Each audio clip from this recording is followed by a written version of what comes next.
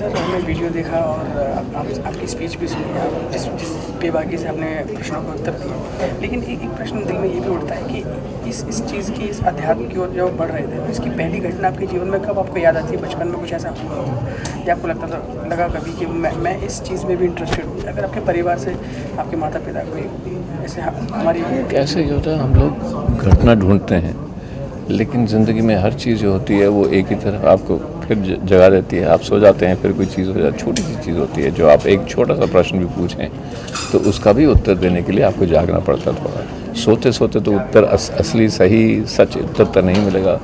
तो मैं जब 12 साल का था तो दिल्ली में रहता था और फिज़िक्स नई नई पढ़ाई जा रही थी मुझे, और मुझे यही पढ़ाया जाता था कि जिस चीज़ को आप नाप तोल सकते हैं वही चीज़ होती है। जिस चीज़ को ना आप नाप सकते हैं, ना तोल सकते हैं, ना सूंघ सकते हैं, ना छू सकते हैं, ना देख सकते हैं, वो चीज़ नहीं होती। हम रात को दिल्ली में छत पे सोते थे तो उन दिनों में, गर्मियों के दिनों में छत पे ओस आती थी, थोड़ा सा ठंडा लगता था, लेकिन उन दिनों में पोल्यूशन नहीं थी, ना लाइट पोल्यूशन थी, ना पोल्यूशन। तो रात को जब आप लेट जाते थे तो पूरे आकाश में पूरा वो सब तारे दिखते थे, पूरा मिल्की वे दिखता था।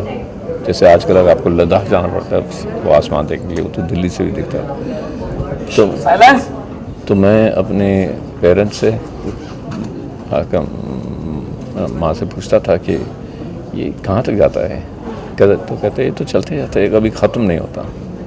मैंने कहा पूछा ये ख़त्म नहीं होता, इसे गोज़ ऑन फॉर एवर। तो फिर मैंने ये प्रश्न उठा कि वो चीज़ जो कभी ख़त्म नहीं होती वो तो नापी नहीं जा सकती, तोली नहीं जा सकती, वो क्या है? तो मेरे फिज़िक्स में क्यों मुझे सिखाते हैं कि ये तो मैं रोज़ रात को देखता हूँ, एक चीज़ जो फॉरएवर चलती रहती है उसका कोई अंत दिखाई नहीं देता। तो जिस चीज़ का अंत नहीं दिखाई देता तो उसकी शुरुआत कैसे हुई होगी?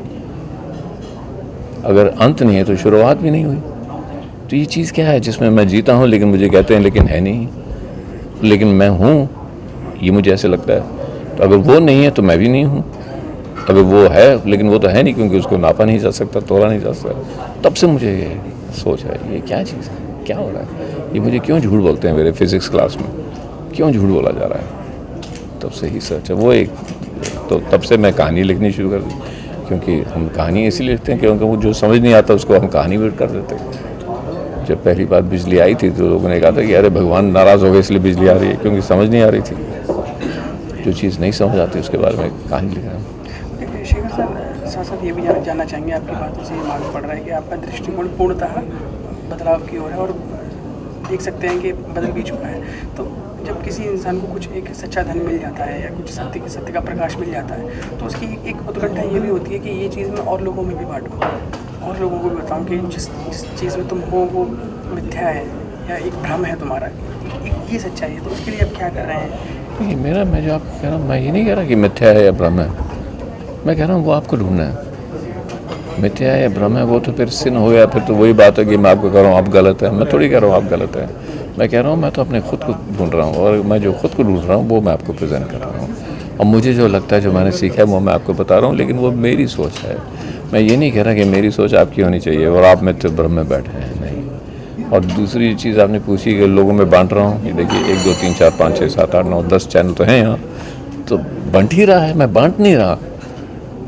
लेकिन कुछ चीज़ ऐसी होती है कि बांटने से नहीं बट जाती है, चीज़ें हो जाती हैं। और अक्सर मैंने यही देखा है कि जो चीज़ आप अरे मैं तो प्रचार करूँगा, तो आप प्रचारित हो गए।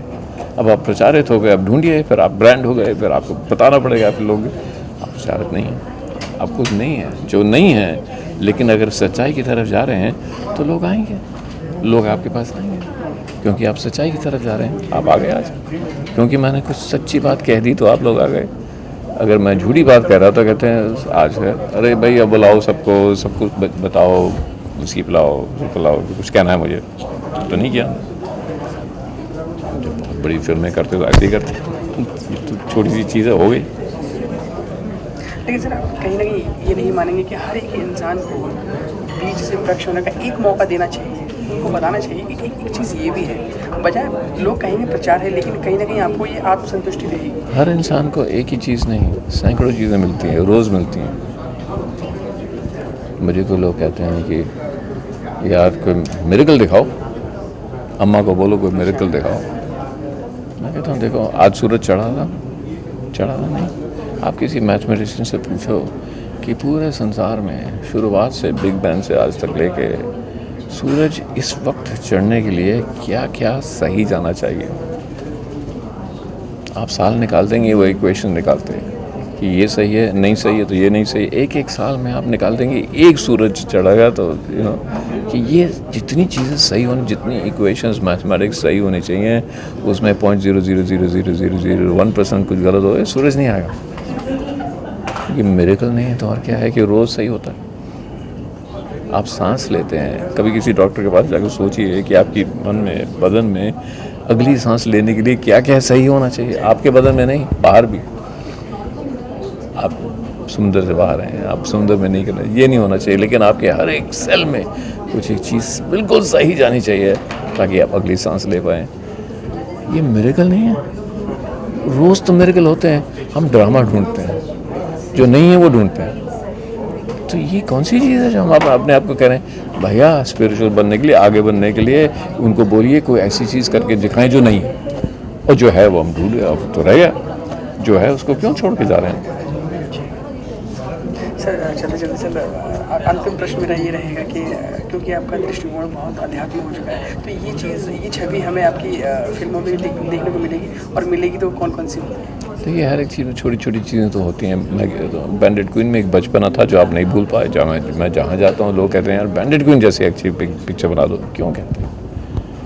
उसमें उसको अपना बचपना दिखाई देता है, वो लोगों का अपना, मेरा ही बचपना था। मैं भी मिस्टर इंडिया बैंडेड क्वीन कह रहा हूँ, मैं मिस्टर इंडिया की बात कर रहा हूँ। मिस्टर इंडिया में लोग अपना बचपना देखते हैं, बैंडेड क्वीन में अपनी ही मर्दानगी के ऊपर अपने आप को गालियाँ देते हैं। क्योंकि मैंने अपनी ही मर्दानगी पे अपने आप को गालियाँ दी थी बैंडेड क्वीन में, वही तो बाहर आ गया।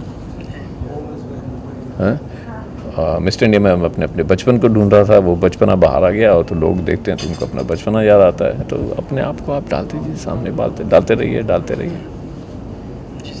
और सर अपकमिंग प्रोजेक्ट्स अभी बिल ख़त्म करके फिर एक बार फिर कोशिश करूँगा पानी बनाने की, क्योंकि पानी तो बहुत बड़ा मसला है।